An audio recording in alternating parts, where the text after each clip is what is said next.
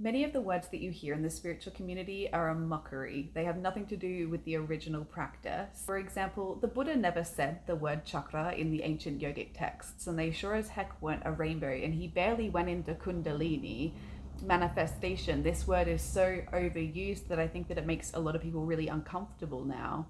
Not only that, but the principle has been flipped upside down recently. Since when was nothing real? Everything is real. Your ancestors are real. The stories that they wrote are real. The ideas that they had a completely real. History is real. Earth does have a history.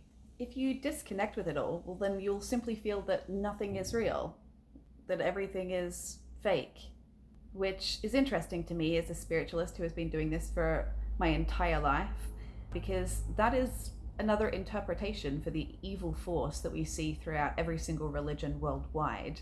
You could call him nothing.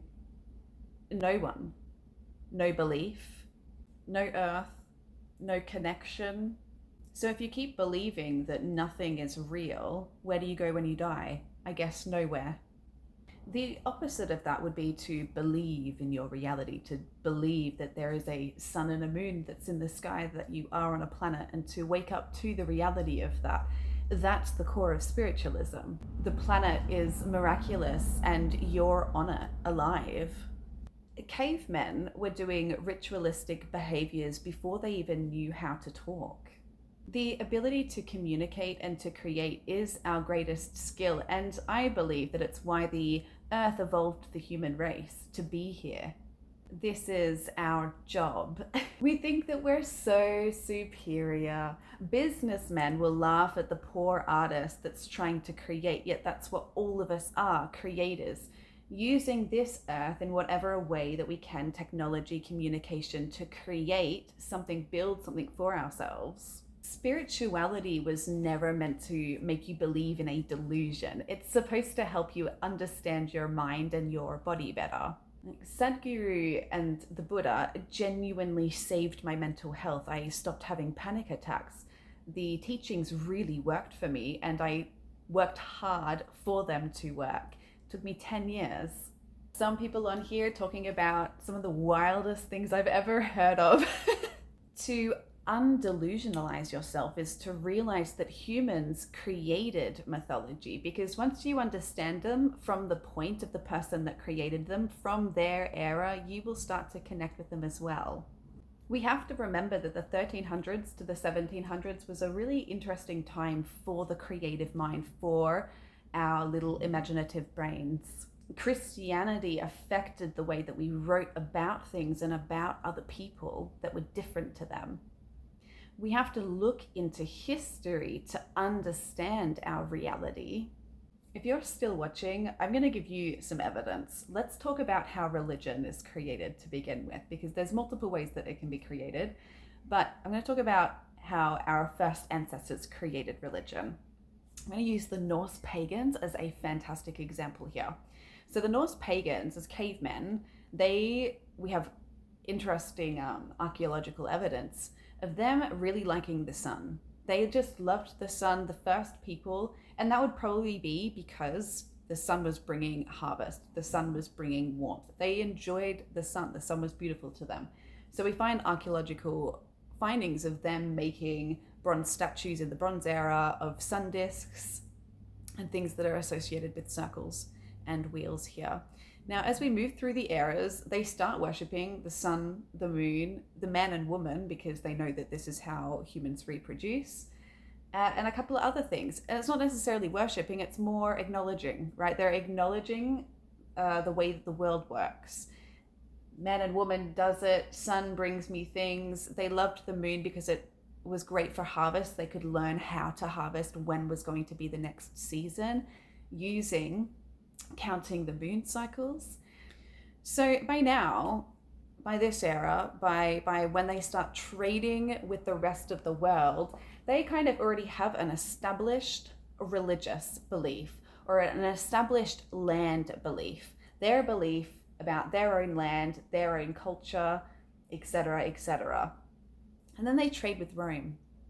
Now, what is Rome the most known for? Let me think. Greek mythos. Roman mythos.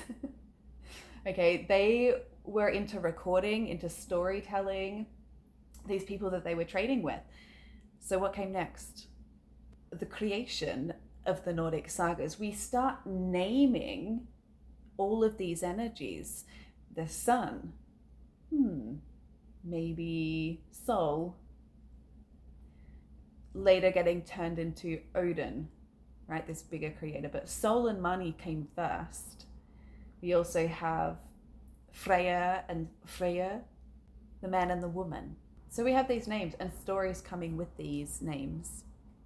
We then have now a very established religious doctrine.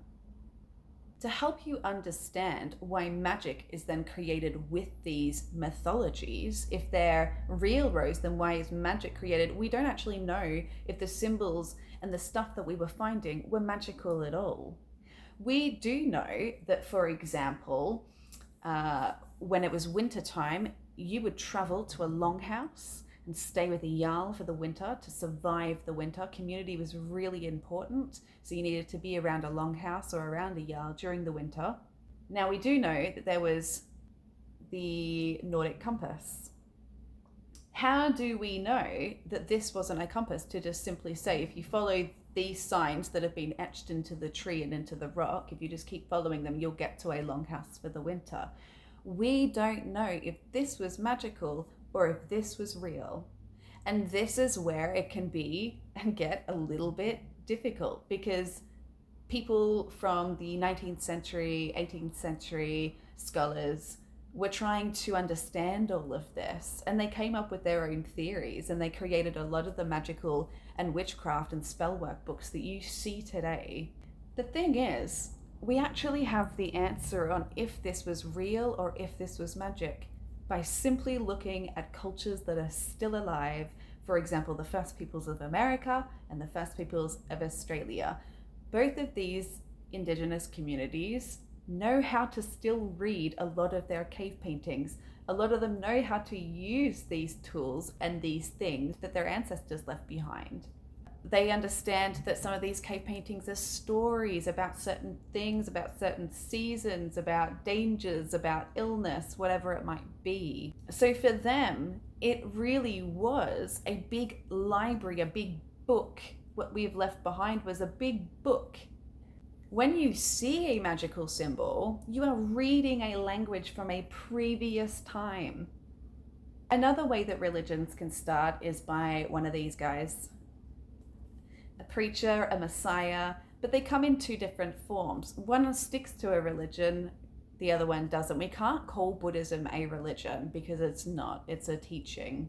Do you know that when you're walking through the ancient Roman ruins, that you can find plaques where the early Christians were trying to get people to come into the church. And so they created these plaques where it would have the fish of Jesus, but then we would have underneath still the underworld and the gods of death. And on these plaques, it would show almost Jesus being placed into these other religions, overtaking the stories. Christianity and Jesus, this is established religion. It's very different to Buddhism. Buddha was a man who was bubble wrapped as a child, and then one day he saw death and went on a journey to understand the mind, and he created teachings from that. He believed in gods, but he didn't really talk about them. He was about mental health. He talked about the brain, he talked about the body, and nothing more. In a way, Buddhism is a living book, very similar to how a mythos, a mythology, is it a mythology? Is it a mythology? Or is it a first teaching of the land? There are people that are still trying to take over religion in this way. So for example, in the 70s and 80s, during the hippie kind of craze and the spiritual craze, psychologists and scientists went to India and other parts of Asia to understand Buddhism, to understand the different teachings around that area. And they came back to America and to the Western world with their own ideas on Kundalini, on chakra. This is where you see rainbow chakras. This is where you see these strange Kundalini stuff coming from. A lot of this was westernized and sold for money. and they have nothing to do with the original teachings. This is why you'll find me not calling gods by their real names. I call Venus Venus, not Aphrodite, not really Isis. I just call her Venus.